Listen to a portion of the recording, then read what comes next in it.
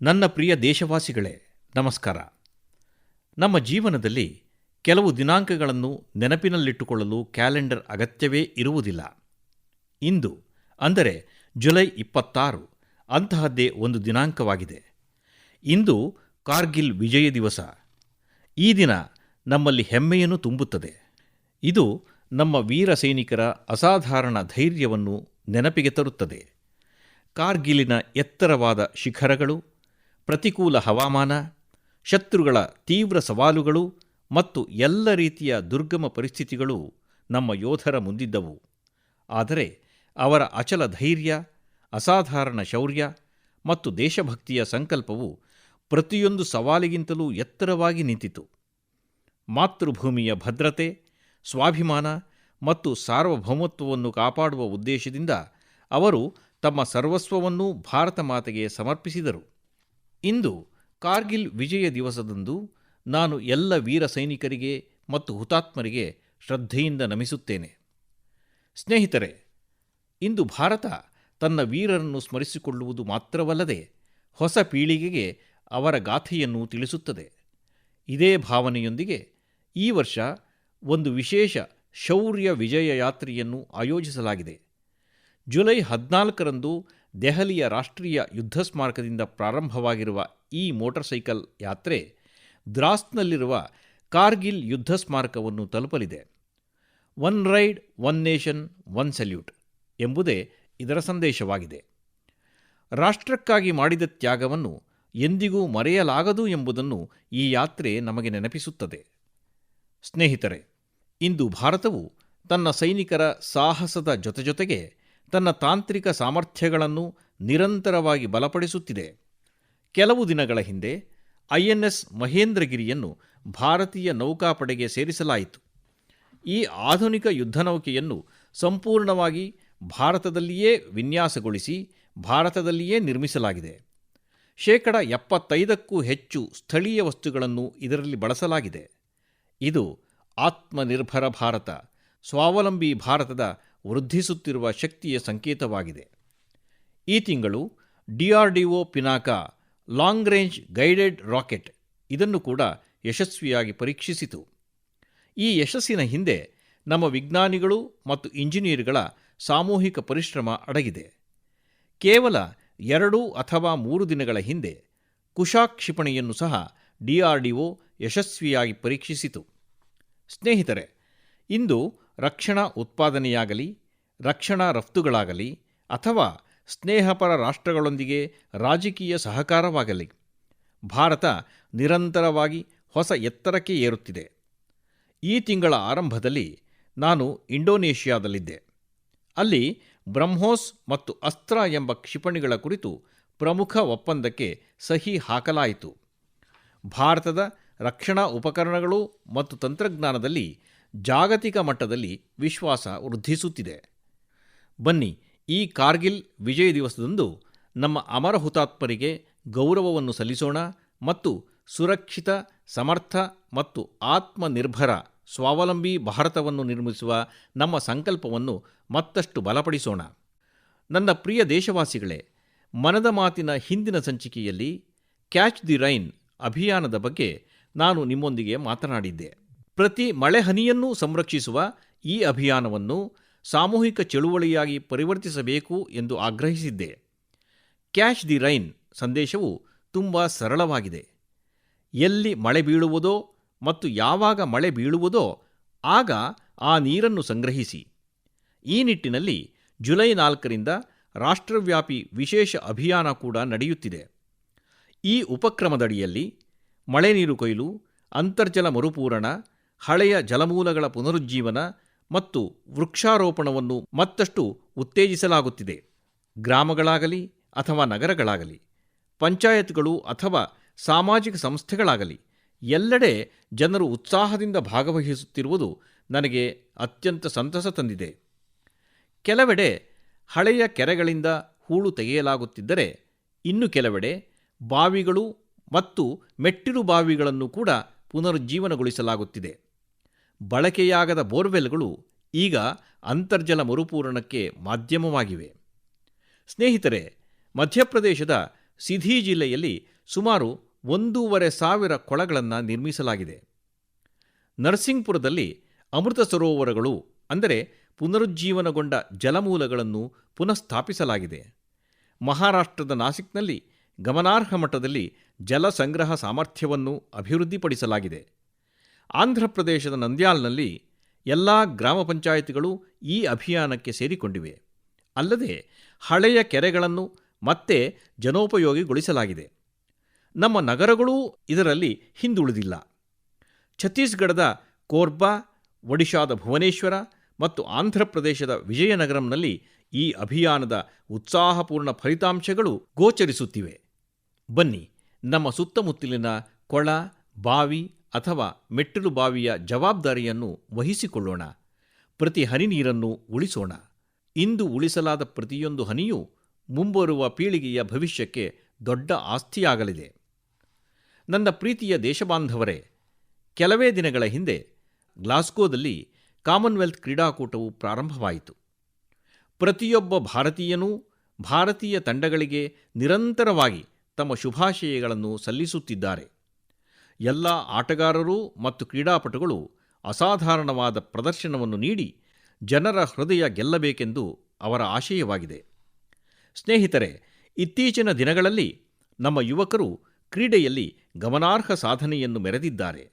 Japan open badminton ಪ್ರಶಸ್ತಿಯನ್ನು ಗೆದ್ದ ಮೊದಲ ಭಾರತೀಯ ಮಹಿಳೆ ಎಂಬ ಹೆಗ್ಗಳಿಕೆಗೆ ಪಿ.ವಿ. ಸಿಂಧು ಪಾತ್ರರಾಗಿದ್ದಾರೆ. ಅವರ ಈ ಸಾಧನೆ ಬಗ್ಗೆ ಇಡೀ ರಾಷ್ಟ್ರ ಹೆಮ್ಮೆಪಡುತ್ತದೆ. ಭಾರತೀಯ ಮಹಿಳಾ ಕ್ರಿಕೆಟ್ ತಂಡವು ಲಂಡನ್ನ ಲಾರ್ಡ್ಸ್ ಕ್ರೀಡಾಂಗಣದಲ್ಲಿ ತನ್ನ ಮೊದಲ ಟೆಸ್ಟ್ ಪಂದ್ಯವನ್ನು ಗೆದ್ದಿದೆ. ಇದು ಐತಿಹಾಸಿಕವಾದಂಥ ಗೆಲುವಾಗಿದೆ. ನಮ್ಮ ತಂಡ 270 ರನ್ಗಳ ಬೃಹತ್ ಅಂತರದಿಂದ ಪಂದ್ಯವನ್ನು ಗೆದ್ದಿದೆ. ಆದರೆ ವಿಷಯ ಇಷ್ಟಕ್ಕೆ ಸೀಮಿತವಾಗಿಲ್ಲ. ಲಾರ್ಡ್ಸ್ನ ಸುದೀರ್ಘ ಇತಿಹಾಸದಲ್ಲಿ ಮಹಿಳಾ ತಂಡದ ಮೊದಲ ಟೆಸ್ಟ್ ಪಂದ್ಯ ಇದಾಗಿತ್ತು. 1983ರಲ್ಲಿ ಭಾರತ ತನ್ನ ಮೊದಲ ಕ್ರಿಕೆಟ್ ವಿಶ್ವಕಪ್ಪನ್ನು ಗೆದ್ದದ್ದು ಇದೇ ಮೈದಾನದಲ್ಲಿ ಎಂಬುದು ಗಮನಾರ್ಹ. ಈಗ ನಮ್ಮ ನಾರಿ ಶಕ್ತಿ ಇಲ್ಲಿ ರಾಷ್ಟ್ರದ ಹೆಸರನ್ನು ಪ್ರಕಾಶಮಾನಗೊಳಿಸಿದೆ. ಸ್ನೇಹಿತರೆ, ಅತ್ಯಂತ ಮಹತ್ವಪೂರ್ಣವಾದಂತಹ ಕೆಲವು ಸಣ್ಣ ಉಪಕ್ರಮಗಳೂ ಸಹ ಇವೆ. ಕೇರಳದ ಎರ್ನಾಕುಲಂನ ದಕ್ಷಿಣ ಚಿತ್ತೂರಿನಲ್ಲಿ ಅಂತಹ ಒಂದು ಕ್ರೀಡಾ ಸಂಬಂಧಿತ ಉಪಕ್ರಮದ ಬಗ್ಗೆ ನನಗೆ ತಿಳಿದು ಬಂದಿದೆ. ಅಲ್ಲಿನ ಒಂದು ಶಾಲೆಯಲ್ಲಿ ಸಂಸ್ಕೃತ ಕ್ಲಬ್ ಇದೆ. ಅಭಿಲಾಷ್ ಜಿ ಎಂಬ ಈ ಶಾಲೆಯ ಶಿಕ್ಷಕರು ಬಹಳ ವಿಶಿಷ್ಟ ರೀತಿಯಲ್ಲಿ ಸಂಸ್ಕೃತವನ್ನು ಜನಪ್ರಿಯಗೊಳಿಸುತ್ತಿದ್ದಾರೆ. ಈ ಉಪಕ್ರಮಕ್ಕೆ ಅಕ್ಷರ ಕಂದುಕ್ ಎಂದು ಹೆಸರಿಡಲಾಗಿದೆ. ಇದರಲ್ಲಿ ಸಂಸ್ಕೃತ ಅಕ್ಷರಗಳನ್ನು ಫುಟ್ಬಾಲ್ನಲ್ಲಿ ಬಳಸುವ ಪದಗಳಿಗೆ ಜೋಡಿಸುವ ಮೂಲಕ ಸರಳ ರೀತಿಯಲ್ಲಿ ವಿವರಿಸಲಾಗುತ್ತದೆ. ಇದರಿಂದ ಕಲಿಕೆ ಆನಂದದಾಯಕವಾಗುತ್ತದೆ ಮತ್ತು ತಮ್ಮ ಕ್ರೀಡೆಗಳತ್ತ ಜನರ ಆಕರ್ಷಣೆ ಹೆಚ್ಚಾಗುತ್ತದೆ.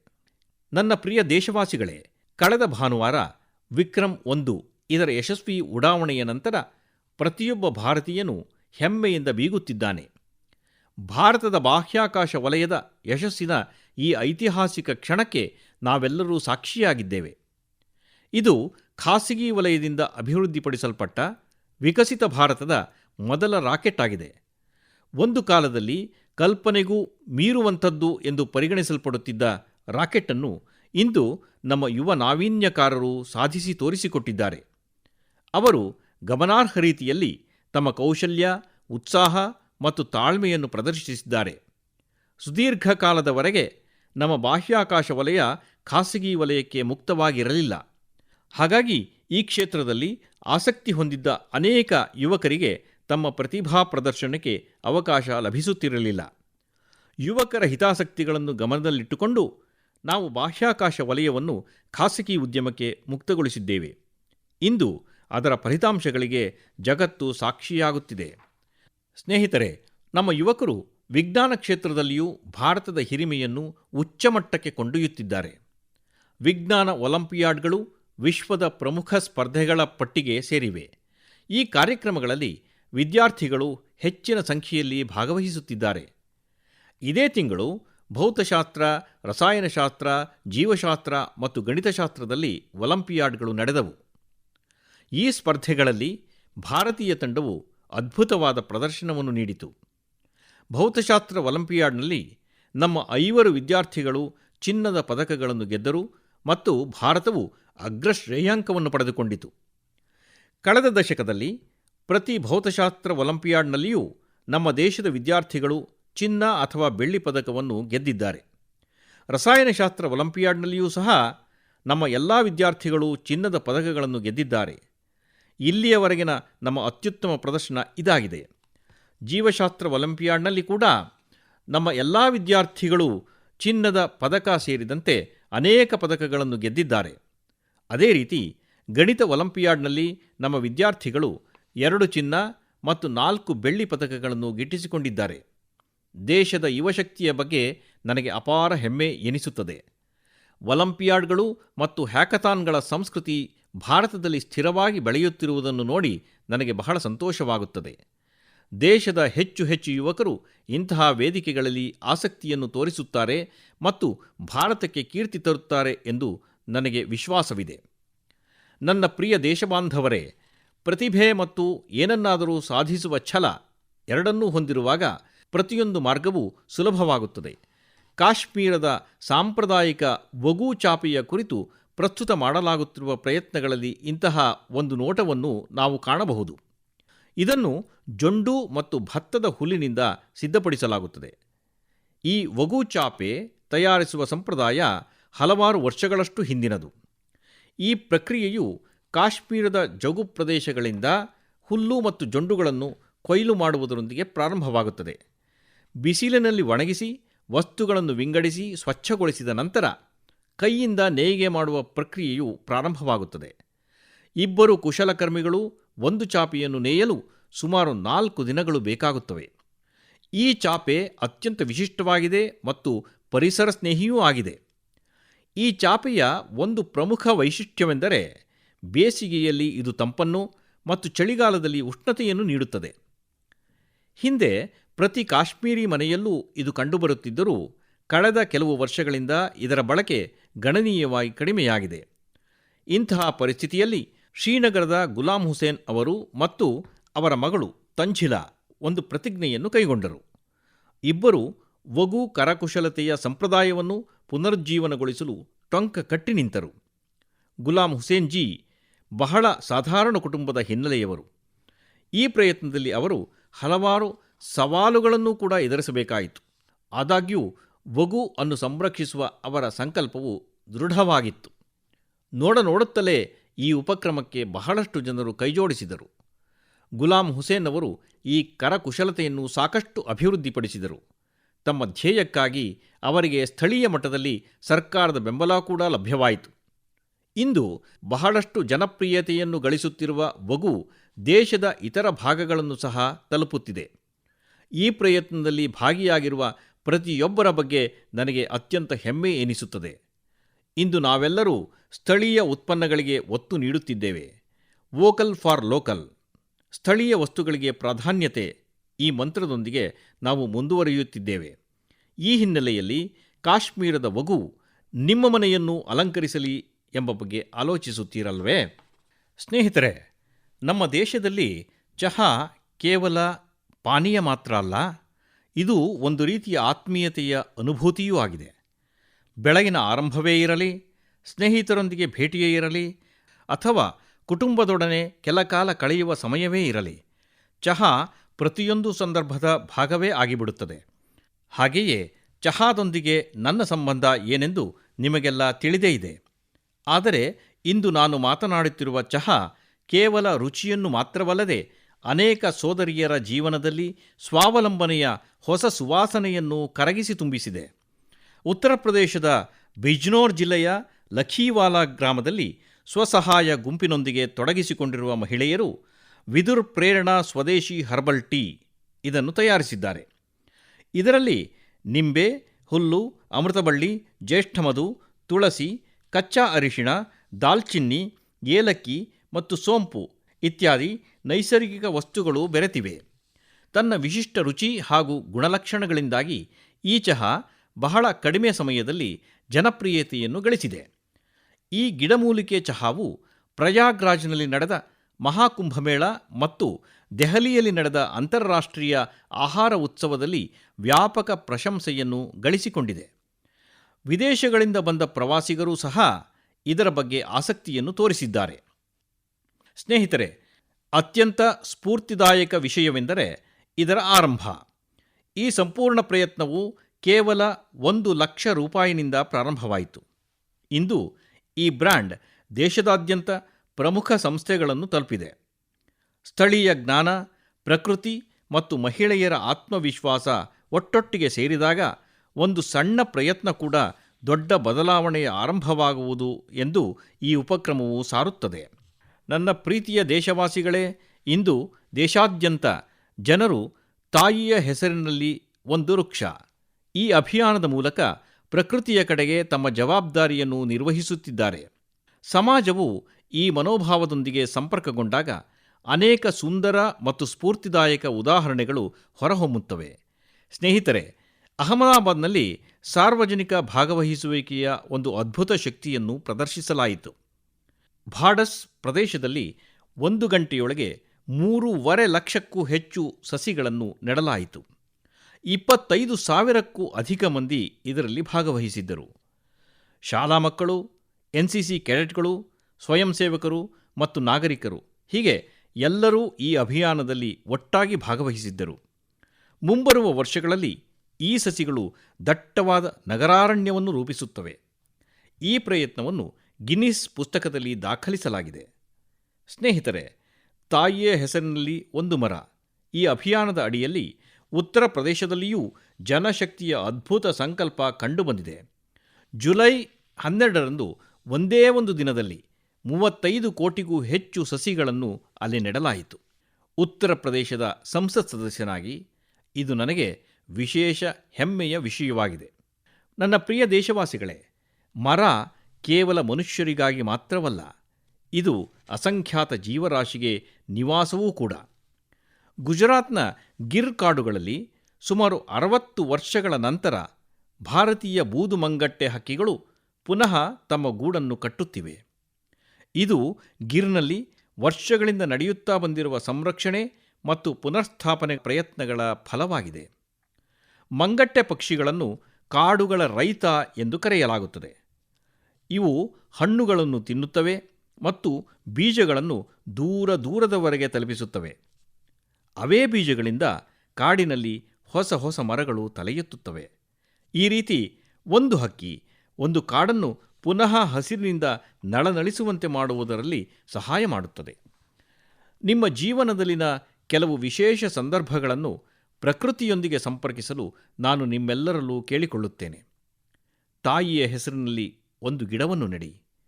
ಇಂದು ನೆಟ್ಟ ಒಂದು ಸಣ್ಣ ಸಸಿ ಹಸಿರು, ಶುದ್ಧ ಗಾಳಿ ಮತ್ತು ಮುಂದಿನ ಪೀಳಿಗೆಗೆ ಒಂದು ಸುಂದರ ಭವಿಷ್ಯದ ಪರಂಪರೆಯಾಗಬಹುದು. ನನ್ನ ಪ್ರೀತಿಯ ದೇಶವಾಸಿಗಳೇ, ಇಂದು ಪ್ಲಾಸ್ಟಿಕ್ ಮಾಲಿನ್ಯ ಇಡೀ ವಿಶ್ವದ ಪರಿಸರಕ್ಕೆ ಭಾರೀ ಸವಾಲೆನಿಸಿದೆ. ಇದೆಲ್ಲ ನಿಮಗೆ ಗೊತ್ತು. ಏಕಬಳಕೆಯ ಪ್ಲಾಸ್ಟಿಕ್ನ ತ್ಯಾಜ್ಯವು ವರ್ಷಗಳ ಕಾಲ ಪ್ರಕೃತಿಗೆ ಹಾನಿಯುಂಟು ಮಾಡುತ್ತಲೇ ಇರುತ್ತದೆ. ಆದ್ದರಿಂದ ಪ್ಲಾಸ್ಟಿಕ್ನ ಸರಿಯಾದ ವಿಲೇವಾರಿ ಅತ್ಯಗತ್ಯವಾಗಿದೆ.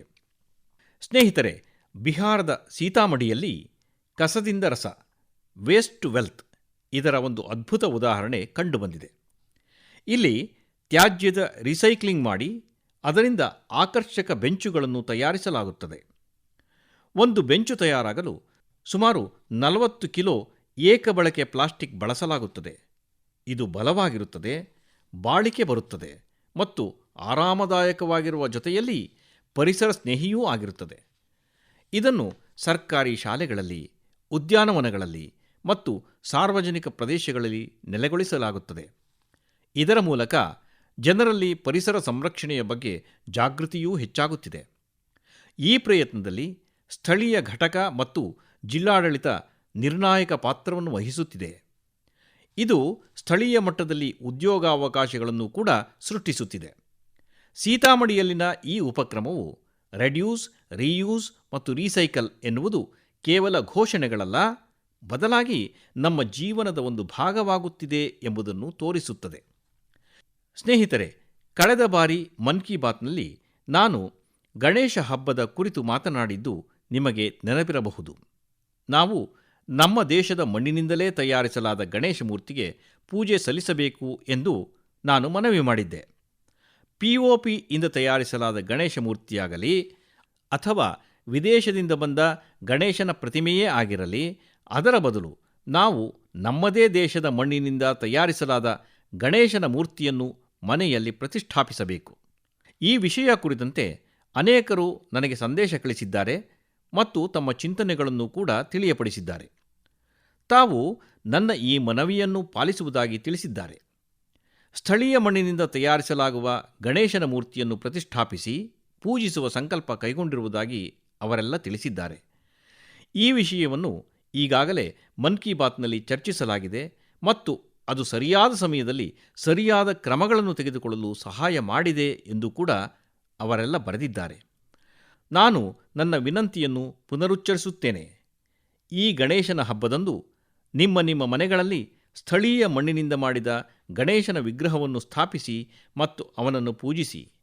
ನಿಮ್ಮ ಈ ಪ್ರಯತ್ನವು ಪ್ರಕೃತಿಯನ್ನು ಆರಾಧಿಸುವ ಒಂದು ರೂಪವೂ ಆಗಿರುತ್ತದೆ. ನನ್ನ ಪ್ರೀತಿಯ ದೇಶವಾಸಿಗಳೇ, ನೀವು ಬಹಳ ಹೆಮ್ಮೆ ಪಡುವಂತಹ ಓರ್ವ ವ್ಯಕ್ತಿಯ ಬಗ್ಗೆ ಈಗ ನಾನು ನಿಮಗೆ ತಿಳಿಯಪಡಿಸುತ್ತೇನೆ. ವಿಜ್ಞಾನ ಮತ್ತು ಆವಿಷ್ಕಾರ ಕ್ಷೇತ್ರದಲ್ಲಿ ಕ್ರಿಯಾಶೀಲರಾಗಿ ಕೆಲಸ ಮಾಡುತ್ತಿರುವ ಈ ವ್ಯಕ್ತಿ ಜಗತ್ತಿನಲ್ಲಿ ಮನ್ನಣೆ ಗಳಿಸುತ್ತಿರುವ ವ್ಯಕ್ತಿಯಾದರೂ ತಮ್ಮ ಮೂಲ ಬೇರುಗಳೊಂದಿಗೆ ಆಳವಾದ ಸಂಪರ್ಕ ಹೊಂದಿರುವ ವ್ಯಕ್ತಿ ಇವರಾಗಿದ್ದಾರೆ. ಅವಕಾಶ ದೊರೆತಾಗಲೆಲ್ಲ ತಮ್ಮ ಮಣ್ಣನ್ನು ಗೌರವಿಸುವುದನ್ನು ಎಂದಿಗೂ ಮರೆಯದ ಆ ವ್ಯಕ್ತಿಯೇ ಮಣಿಪುರದ ಡಾಕ್ಟರ್ ರೊನಾಲ್ಡೋ ಲಾಯ್ಶ್ರಾಮ್. ಇವರ ಹೆಸರು ರೊನಾಲ್ಡೋ, ಆದರೆ ಅವರ ಕೆಲಸ ಖಗೋಳ ಭೌತಶಾಸ್ತ್ರಜ್ಞನದ್ದು. ಇವರು ಜಪಾನ್ ದೇಶದಲ್ಲಿ ಕೆಲಸ ಮಾಡುತ್ತಾರೆ ಮತ್ತು ಯಂಗ್ ಗ್ಯಾಲಕ್ಸಿಗಳ ದೊಡ್ಡ ಸಮೂಹವನ್ನು ಕಂಡುಹಿಡಿದ ತಂಡದ ಭಾಗವಾಗಿದ್ದರು. ಅವರು ಮಾಡಿದ ಕೆಲಸ ಏನೆಂದು ನೀವು ತಿಳಿಯಲು ಬಯಸಬಹುದು. ವಾಸ್ತವದಲ್ಲಿ ಅವರು ಈ ಸಂಪೂರ್ಣ ಕ್ಲಸ್ಟರ್ಗೆ ಮಣಿಪುರದ ಸುಂದರವಾದ ಸರೋವರದ ಲೋಕ್ಟಕ್ ಪ್ರೋಟೋಕ್ಲಸ್ಟರ್ ಎಂದು ಹೆಸರಿಸಿದ್ದಾರೆ. ಲೋಕ್ಟಕ್ ಒಂದು ದೊಡ್ಡ ಸಿಹಿನೀರಿನ ಸರೋವರ. ಲೋಕ್ಟಕ್ ಸರೋವರದಲ್ಲಿರುವ ತೇಲುವ ಫಂಡಿಗಳು ಒಟ್ಟಾಗಿ ಒಂದು ವಿಶಿಷ್ಟ ಭೂದೃಶ್ಯವನ್ನು ಸೃಷ್ಟಿಸುತ್ತವೆ. ಸಣ್ಣ ಸಣ್ಣ ದ್ವೀಪಗಳು ವಿಶಾಲ ಸಾಗರದಲ್ಲಿ ತೇಲುತ್ತಿರುವಂತೆ ಕಾಣುತ್ತದೆ. ಅದೇ ರೀತಿ ವಿಶ್ವದಲ್ಲಿರುವ ಈ ಯಂಗ್ ತಾರಾಗಣಗಳು ಕೂಡ ಒಂದು ದೊಡ್ಡ ರಚನೆಯನ್ನು ರೂಪಿಸುತ್ತವೆ. ಇಂದು ಮಣಿಪುರದ ಲೋಕ್ಟಕ್ ಕೇವಲ ದೇಶದ ಭೂಪಟದಲ್ಲಿ ಮಾತ್ರವಲ್ಲದೆ ವಿಶಾಲ ವಿಶ್ವದಲ್ಲಿ ಕೂಡ ಪ್ರಕಾಶಮಾನವಾಗಿ ಹೊಳಪನ್ನು ಪ್ರಸರಿಸುತ್ತಿದೆ. ಈ ಸಾಧನೆಯು ಪ್ರತಿಯೊಬ್ಬ ಭಾರತೀಯನ ಹೆಮ್ಮೆ ಹೆಚ್ಚಿಸುವಂಥದ್ದು. ತಮ್ಮ ಸಂಪ್ರದಾಯಗಳೊಂದಿಗೆ ಸಂಪರ್ಕದಲ್ಲಿರುತ್ತಲೇ ಹೊಸ ಎತ್ತರವನ್ನು ತಲುಪಬಹುದು ಎಂಬುದನ್ನು ಇದು ನಮ್ಮ ಯುವ ಜನತೆಗೆ ಕಲಿಸುತ್ತದೆ.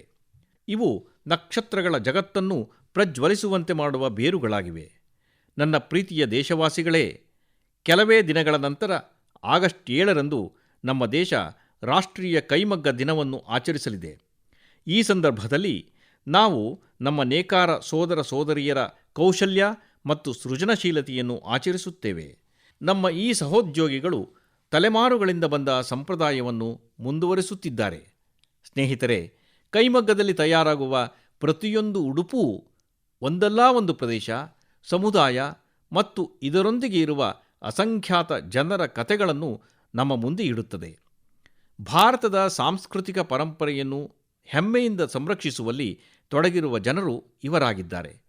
ಈ ದಿನದಂದು ಕರಕುಶಲ ವಸ್ತುಗಳನ್ನು ಪ್ರೋತ್ಸಾಹಿಸುವ ಮೂಲಕ ನಮ್ಮ ಸಹ ನೇಕಾರರನ್ನು ಗೌರವಿಸಬೇಕೆಂದು ನಾನು ನಿಮ್ಮಲ್ಲಿ ಮನವಿ ಮಾಡುತ್ತೇನೆ. ಸ್ಥಳೀಯರಿಗೆ ಧ್ವನಿಯಾಗುವ, ಅವರನ್ನು ಪ್ರೋತ್ಸಾಹಿಸುವ ವೋಕಲ್ ಫಾರ್ ಲೋಕಲ್ ಮನೋಭಾವವನ್ನು ಮತ್ತಷ್ಟು ಬಲಪಡಿಸೋಣ. ಸ್ನೇಹಿತರೆ, ದೇಶದಲ್ಲಿ ಈಗ ಕೈಮಗ್ಗಕ್ಕೆ ನೀಡಲಾಗುತ್ತಿರುವ ಉತ್ತೇಜನದಿಂದಾಗಿ ಹೆಚ್ಚಿನ ಜನರ ಜೀವನದಲ್ಲಿ ಸಾಕಷ್ಟು ಸುಧಾರಣೆಯಾಗುತ್ತಿದೆ. ಪೋಚಂಪಲ್ಲಿಯಿಂದ ಪಾಟ್ನಾ ಮತ್ತು ಖುತಂಪಲ್ಲಿಯಿಂದ ಕಚ್ವರೆಗೂ ಇದರ ಹಲವು ಉದಾಹರಣೆಗಳು ಕಾಣಸಿಗುತ್ತವೆ. ಇಂದು ಕೈಮಗ್ಗದ ನಮ್ಮ ಹೆಮ್ಮೆಯ ಸಂಪ್ರದಾಯಕ್ಕೆ ಹೊಸ ಶಕ್ತಿ ಮತ್ತು ಗುರುತು ನೀಡುತ್ತಿರುವ ಹಲವು ವ್ಯಕ್ತಿಗಳು ಮತ್ತು ಸಮೂಹಗಳಿವೆ. ಕೆಲವು ಪೋಚಂಪಲ್ಲಿ ಇಕ್ಕತ್ನ ಸುಂದರ ಸಂಪ್ರದಾಯವನ್ನು ಮುಂದುವರಿಸುತ್ತಿದ್ದರೆ, ಮತ್ತೆ ಕೆಲವು ಮಹಿಳಾ ನೇಕಾರರನ್ನು ಒಗ್ಗೂಡಿಸಿ ಉಣ್ಣೆಯ ಉತ್ಪನ್ನಗಳನ್ನು ತಯಾರಿಸುತ್ತಿದ್ದಾರೆ. ಕೆಲವರು ಕೇರಳದ ಸಾಂಪ್ರದಾಯಿಕ ಕಸಾವು ಕಲೆಯನ್ನು ಸಂರಕ್ಷಿಸುತ್ತಿದ್ದಾರೆ. ಇದು ನಮ್ಮ ತಾಯಂದಿರು ಮತ್ತು ಸೋದರಿಯರಿಗೆ ಉದ್ಯೋಗವನ್ನೂ ಒದಗಿಸುತ್ತಿದೆ. ಸ್ನೇಹಿತರೆ, ನಾನು ವಿಶೇಷವಾಗಿ ಉಲ್ಲೇಖಿಸಲು ಬಯಸುವ ಮತ್ತೊಂದು ವಿಷಯವಿದೆ. ಅದೇ ಖಾದಿ. ಖಾದಿ ಮಹಾತ್ಮ ಗಾಂಧಿಯವರಿಗೆ ಬಹಳ ಪ್ರೀತಿಪಾತ್ರವಾಗಿತ್ತೆಂದು ನಮಗೆಲ್ಲರಿಗೂ ತಿಳಿದೇ ಇದೆ. ಕಳೆದ ಕೆಲವು ವರ್ಷಗಳಲ್ಲಿ ಖಾದಿ ಬಹಳ ಜನಪ್ರಿಯವಾಗಿದೆ. ಕಳೆದ 12 ವರ್ಷಗಳಲ್ಲಿ ಇದರ ಮಾರಾಟ 6 ಪಟ್ಟು ಹೆಚ್ಚಾಗಿದೆ. ಈ ಮಾರಾಟದ ಅಂಕಿ ಈಗ 8,000 ಕೋಟಿ ರೂಪಾಯಿ ತಲುಪಿದೆ. ಮುಂಬರುವ ಹಬ್ಬಗಳ ಸಮಯದಲ್ಲಿ ನಿಮ್ಮೆಲ್ಲರನ್ನೂ ಸ್ವಲ್ಪ ಖಾದಿ, ಸ್ವಲ್ಪ ಕೈಮಗ್ಗ, ಕೆಲವು ಕರಕುಶಲ ವಸ್ತುಗಳನ್ನು ಖರೀದಿಸುವಂತೆ ನಾನು ವಿನಂತಿಸುತ್ತೇನೆ. ನನ್ನ ಪ್ರೀತಿಯ ದೇಶಬಾಂಧವರೇ, ಭಾರತದಲ್ಲಿ ಎಷ್ಟು ವಿಧದ ಸಂಗೀತ ವಾದ್ಯಗಳಿವೆ ಎಂದು ನಿಮ್ಮನ್ನು ನಾನು ಕೇಳಿದರೆ ನೀವು ಆಲೋಚನೆ ಮಾಡತೊಡಗುತ್ತೀರಿ. ಏಕೆಂದರೆ ನಮ್ಮ ದೇಶದಲ್ಲಿ ಬಹಳಷ್ಟು ಸಂಗೀತ ವಾದ್ಯಗಳಿವೆ ಮತ್ತು ಅವುಗಳೊಂದಿಗೆ ಬೆಸೆದುಕೊಂಡಿರುವ ಸಂಪ್ರದಾಯಗಳೂ ಇವೆ. ಇದೇ ರೀತಿಯ ಒಂದು ವಾದ್ಯ ತ್ರಿಪುರಾದ ಚೌಂಗ್ಫ್ರೆಂಗ್. ಇದು ಅಲ್ಲಿನ ಬುಡಕಟ್ಟು ಸಮುದಾಯಗಳಲ್ಲಿ ಸಾಕಷ್ಟು ಜನಪ್ರಿಯವಾಗಿದೆ. ಬಿದಿರಿನಿಂದ ತಯಾರಿಸಿದ ಈ ವಾದ್ಯಯಂತ್ರದಲ್ಲಿ 3 ತಂತಿಗಳು ಇರುತ್ತವೆ. ಇದರಿಂದ ಹೊರಡುವ ರಾಗ ಸುಮಧುರವಾಗಿರುತ್ತದೆ. ಇದು ಸರೋದ್ ಸ್ವರವನ್ನು ಸ್ವಲ್ಪ ಮಟ್ಟಿಗೆ ಹೋಲುತ್ತದೆ. ಆದರೆ ಕೆಲವು ಕಾರಣಗಳಿಂದಾಗಿ ಯುವ ಜನತೆಯಲ್ಲಿ ಇದರ ಜನಪ್ರಿಯತೆ ಸ್ವಲ್ಪ ಕಡಿಮೆಯಾಗತೊಡಗಿತ್ತು. ಆಗ ಸೂರಜ್ ಕುಮಾರ್ ದೇಬ್ ಬರ್ಮಾ ಅವರು ಇದನ್ನು ಪುನಃ ಜನಪ್ರಿಯಗೊಳಿಸುವ ಸಂಕಲ್ಪವನ್ನು ಕೈಗೊಂಡರು. ಇಂದು ಅವರ ಪ್ರಯತ್ನ ಫಲ ಕೊಡುತ್ತಿದೆ. ಅವರು ಚೌಂಗ್ಫ್ರೆಂಗ್ ಜೊತೆಯಲ್ಲಿಯೇ ಅಲ್ಲಿನ ಇತರ ಸಾಂಪ್ರದಾಯಿಕ ವಾದ್ಯಯಂತ್ರಗಳನ್ನು ಕೂಡ ನುಡಿಸುತ್ತಾ ಪ್ರದರ್ಶನವನ್ನು ನೀಡುತ್ತಿದ್ದಾರೆ. Kokborok folk songs, Baul songs, Bengali folk ಅವರಿಗೆ ಬಹಳ ಇಷ್ಟವಾಗುತ್ತವೆ. ಈಗ ನಾನು ನಿಮಗೆ ಒಂದು ಸಣ್ಣ ಕ್ಲಿಪ್ ಕೇಳಬಯಸುತ್ತೇನೆ. ಈ ಸಂಗೀತವನ್ನು ನೀವು ಎಂದಿಗೂ ಮರೆಯಲು ಸಾಧ್ಯವಿಲ್ಲ.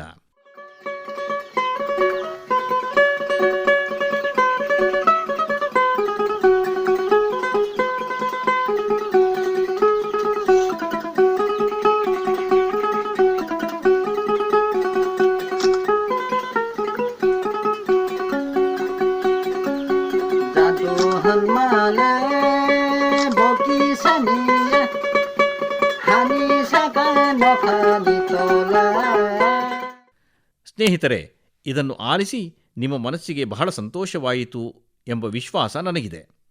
ನನಗೆ ದೇವವರ್ಮಾ ಅವರ ಬಗ್ಗೆ ಬಹಳ ಹೆಮ್ಮೆಯಿದೆ. ಸಾಂಪ್ರದಾಯಿಕ ಸಂಗೀತವನ್ನು ಜನಪ್ರಿಯಗೊಳಿಸುವ ಅವರ ಪ್ರಯತ್ನ ಬಹಳ ಶ್ಲಾಘನೀಯ.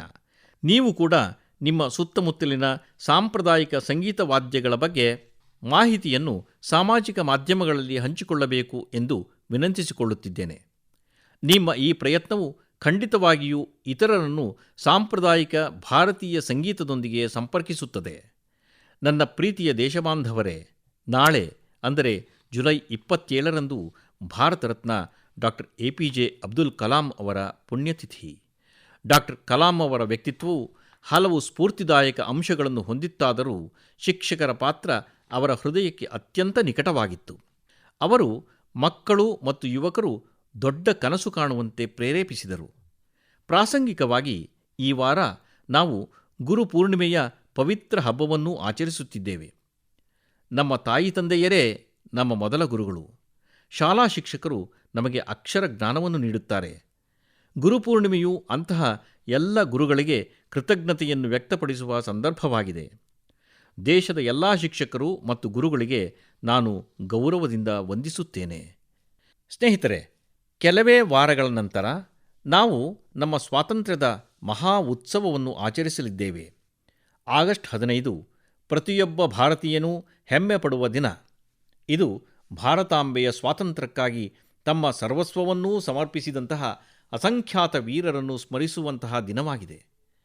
ಅವರ ತ್ಯಾಗ ಮತ್ತು ಸಮರ್ಪಣೆಯ ಕಾರಣದಿಂದಾಗಿಯೇ ಇಂದು ನಮ್ಮ ಕೈಗಳಲ್ಲಿ ತ್ರಿವರ್ಣ ಧ್ವಜವಿದೆ. ಈ ತ್ರಿವರ್ಣ ಧ್ವಜದಲ್ಲಿ ನಮ್ಮ ಸಂವಿಧಾನದ ಆದರ್ಶಗಳುಂಟು. ಸ್ನೇಹಿತರೆ, ಕಳೆದ ಕೆಲವು ವರ್ಷಗಳಲ್ಲಿ ಮನೆಯಲ್ಲೂ ಕೈಗೊಂಡ ಹರ್ ಘರ್ ತಿರಂಗಾ ತ್ರಿವರ್ಣ ಧ್ವಜ ಅಭಿಯಾನವು ಇಡೀ ದೇಶವನ್ನು ಒಂದು ಅದ್ಭುತ ಅನುಭೂತಿಯಲ್ಲಿ ಒಗ್ಗೂಡಿಸಿದೆ. ಪ್ರತಿ ಮನೆ, ಪ್ರತಿ ಗಲ್ಲಿಯಲ್ಲಿ ತ್ರಿವರ್ಣ ಧ್ವಜದ ಹಬ್ಬ ಗೋಚರಿಸುತ್ತದೆ. ಈ ವರ್ಷವೂ ಸಹ ನಾವು ಮನೆಯಲ್ಲೂ ಹರ್ ಘರ್ ತಿರಂಗಾ ತ್ರಿವರ್ಣ ಧ್ವಜ ಅಭಿಯಾನವನ್ನು ಸಂಪೂರ್ಣ ಉತ್ಸಾಹ ಉಲ್ಲಾಸಗಳೊಂದಿಗೆ ಮುಂದುವರೆಸಬೇಕು. ನಮ್ಮ ಮನೆಗಳಲ್ಲಿ ಸಂಪೂರ್ಣ ಗೌರವದೊಂದಿಗೆ ತ್ರಿವರ್ಣ ಧ್ವಜ ಹಾರಿಸಬೇಕು. ಸ್ನೇಹಿತರೆ, ಪ್ರತಿ ವರ್ಷ ಆಗಸ್ಟ್ 15ಕ್ಕೆ ಮೊದಲು ನೀವು ನನಗೆ ಬಹಳಷ್ಟು ವಿಚಾರಗಳನ್ನು ಮತ್ತು ಸಲಹೆಗಳನ್ನು ಕಳುಹಿಸುತ್ತೀರಿ. ಈ ವರ್ಷ ಕೂಡ ನೀವು ನಿಮ್ಮ ಚಿಂತನೆಗಳನ್ನು ಮೈಗೌ ಈ ವೇದಿಕೆಯಲ್ಲಿ ಖಂಡಿತವಾಗಿಯೂ ನನ್ನೊಂದಿಗೆ ಹಂಚಿಕೊಳ್ಳಿ. ನಾನು ನಿಮ್ಮ ಸಲಹೆಗಳಿಗಾಗಿ ಎದುರು ನೋಡುತ್ತಿರುತ್ತೇನೆ. ಸ್ನೇಹಿತರೆ, ಇಂದಿನ ಮನ್ ಕಿ ಬಾತ್ ಇಲ್ಲಿಗೆ ಮುಕ್ತಾಯಗೊಳಿಸುತ್ತಿದ್ದೇನೆ. ದೇಶಬಾಂಧವರ ಅನೇಕ ಹೊಸ ಸಾಧನೆಗಳು ಮತ್ತು ಸ್ಫೂರ್ತಿದಾಯಕ ಪ್ರಯತ್ನಗಳೊಂದಿಗೆ ಮುಂದಿನ ತಿಂಗಳು ನಾವು ಪುನಃ ಭೇಟಿಯಾಗೋಣ. ಅಲ್ಲಿಯವರೆಗೆ ನನಗೆ ಅನುಮತಿಯನ್ನು ನೀಡಿ. ಅನೇಕಾನೇಕ ಧನ್ಯವಾದಗಳು. ನಮಸ್ಕಾರ.